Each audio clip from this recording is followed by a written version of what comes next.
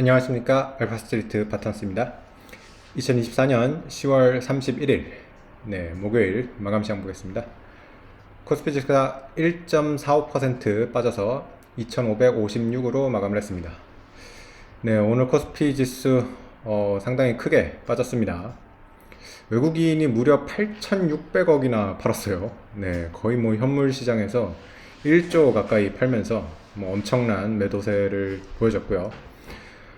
참 우리나라 시장 예전에 이제 두산 사태부터 요번에 이제 고려아연 사태까지 계속해서 이렇게 주주 가치를 훼손하는 일이 벌어지고 있어가지고 이거 한국 주식을 왜 사야 되나 뭐 이런 얘기가 계속되고 있습니다.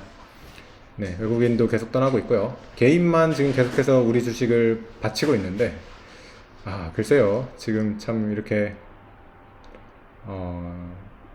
이런 재벌들의 횡포가 심해가지고 이게 지금 우리나라 주식이 이렇게 해가지고 올라갈 수가 있을까 뭐 그런 생각이 듭니다. 어제 뭐 미국 증시도 좀 빠지긴 했습니다. 다우가 0.2% 빠졌고요. 나스닥이 0.56% 빠졌습니다. 근데 뭐 나스닥 같은 경우는 사상 최고치에서 빠진 거기 때문에 여전히 뭐 사상 최고치에서 뭐 0.5%밖에 빠지지 않았고요. 다우지수도 42,000선 그리고 S&P 500 같은 경우도 5,800선은 지키고 있습니다. 그래서 뭐 미국 증시는 뭐 조정이라고 부르기도 민망한 수준이에요. 거의 여전히 고점대에서 이렇게 머물고 있는 모습이고요. 주요 종목 보시면 어제 이제 실적 발표했던 알파벳이 선방을 했습니다. 알파벳이 뭐 장중에 5%까지도 오르기도 했었는데 결국에는 3% 상승으로 마감을 했고요. 알파벳 같은 경우는 클라우드 쪽 매출이 전년 대비 35% 성장을 하면서 여전히 엄청난 성장세를 보여주고 있습니다. 실적은 상당히 잘 나온 건데 워낙 또 미국 시장이 지금 기대치가 높고 그리고 주식이 좀 비싸다 보니까 그렇게 폭발적으로 올라오지는 못했던 것 같습니다. 그리고 다른 주식들은 조금 조정을 받았는데요. 특히 반도체 주식들은 좀 조정을 받았습니다. AMD 같은 경우는 실적 발표 실망 매물로 거의 10%가 넘게 빠졌고요. 퀄컴 같은 경우도 4%가 넘게, 그리고 마이크론도 거의 4% 가까이 이렇게 빠졌습니다.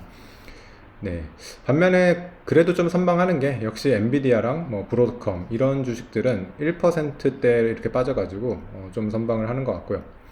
엔비디아, 브로드컴 둘 다 뭐 거의 고점대이기 때문에 뭐 이 정도 빠지는 거는 뭐 아직 그렇게 뭐 조정이라고 보기에는 어려운 것 같습니다. 뭐 미국 그 기업들이 계속해서 다 실적 발표가 나오고 있는데요. 일라이릴리 같은 경우는 또 실적 발표 이후에 많이 빠졌습니다.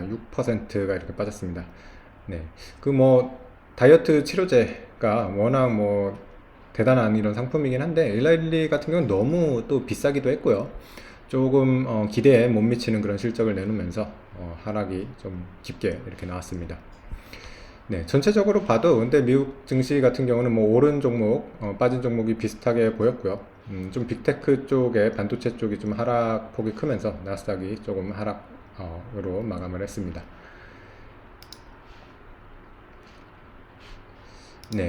우리 증시 같은 경우는 참, 이렇게 계속 안 좋은데 또 이렇게 잘 빠집니다. 더 빠질 게 별로 없어 보이는데도 이렇게 또 크게 하락을 하고 말았습니다.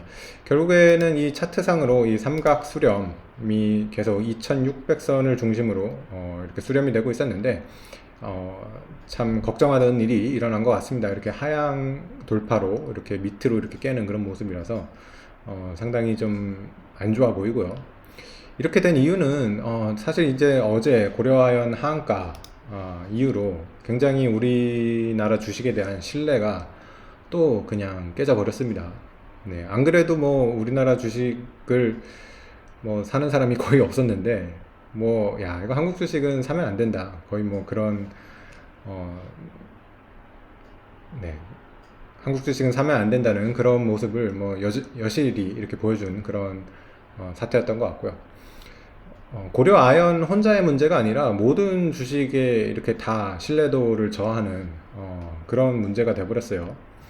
그러다 보니까 전체적으로 종목이 다 빠져버렸고요. 특히 최근에 이제 밸류업 관련해가지고 올라왔던 종목들이 타격을 더 많이 받았습니다. KB금융이 3.8%가 빠졌고요. 네, 뭐 하나금융지주 같은 경우도 4%가 넘게 이렇게 빠졌습니다. 메리츠 금융지주가 진짜 대단하긴 하네요. 오늘 같은 날에도 그래도 버텼습니다. 네, 0.2% 상승으로 메리츠 금융지주 정도만 버틴 것 같고 대부분 하락폭이 다 컸습니다. 네, 그리고 반도체 주식 같은 경우는 삼성전자 같은 경우는 그래도 보합 수준으로 마감을 했고요. 하이닉스는 4%가 넘게 빠졌습니다. 하이닉스 같은 경우가 최근에 그래도 좀 잘 버티긴 했는데 지수가 전체적으로 이렇게 많이 빠지다 보니까 낙폭이 더 컸던 것 같고요. 삼성전자는 좀 매를 먼저 맞았죠. 워낙 많이 빠지다 보니까 또 저가 매수 그런 것도 좀 있는 것 같습니다.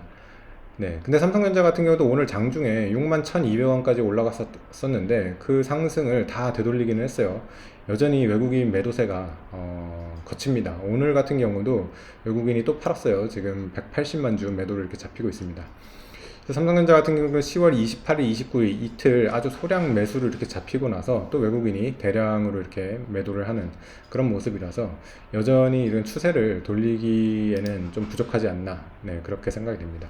그리고 이번에 또 삼성전자가 뭐 인사 발표, 그런 IR 같은 것도 했는데 그렇게 파격적인 뭐 내용은 없었던 것 같아요. 뭐 사실 이제 미국 기업 같았으면 뭐 경영진 교체나 이런 좀 아주 큰 이런 변화가 있어야 될 것 같은데 여전히 뭐 소규모의 이런 변화고요.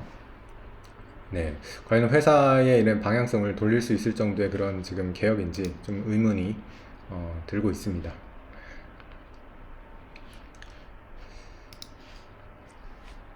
네. 그래서 참 우리 지수가 이렇게 또 밑으로 이렇게 가버리면서 2550대까지 장중에 이렇게 기록을 하면서 정말 나홀로 금융위기를 겪고 있는 우리 증시인데요. 좀 제발 정부나 이런 정치인들이 관심을 좀 가졌으면 좋겠어요. 이렇게 자본시장이 망가지고 있는데도 여전히 제대로 된 대책이 나오지를 않고 있어요. 그냥 거의 뭐 방치를 하고 있는 그런 수준에서 결국에는 모든 투자자들은 뭐 이렇게 버려진 시장에서 도망갈 수밖에 없는 그런 상황이 되고 있는 것 같고요. 네, 계속해서 뭐 미국 증시나 이런 쪽으로 투자자들은 쏠리고 있는 그런 상황입니다. 네, 다른 지표들 좀 보시면 오늘 원달러 환율 같은 경우는 뭐 1380원 정도에서 크게 움직임이 없는 그런 모습이고요. 그리고 최근 들어가지고 보면 금이랑 비트코인이 정말 강합니다. 지금도 빠지지 않고 있어요. 금 같은 경우 거의 2800달러 정도에서 유지를 하고 있는 모습이고요. 비트코인 같은 경우도 지금 72,000불이 넘어 있는 그런 상태라서 금 비트코인이 상당히 강세다, 뭐 이렇게 좀 보입니다. 네, 그 유가 같은 경우는 뭐 70불 밑에서 이렇게 잘 있는 그런 상황이라서 뭐 유가에 대한 우려, 뭐 물가에 대한 우려 이런 거는 상당히 없는 것 같습니다.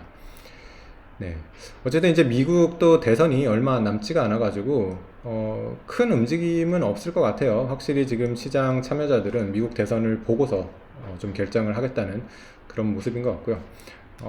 단기적으로 조금 이렇게 약세를 보이기는 하는데, 뭐 어쨌든 미국 대선에 이제 승자가 누군지 결정이 되면 그 이후로 이제 거기에 맞춰가지고 또 증시가 이렇게 방향성을 가지고 움직이지 않을까, 네, 그렇게 생각이 됩니다. 네, 오늘 시황은 여기까지 하겠습니다. 감사합니다.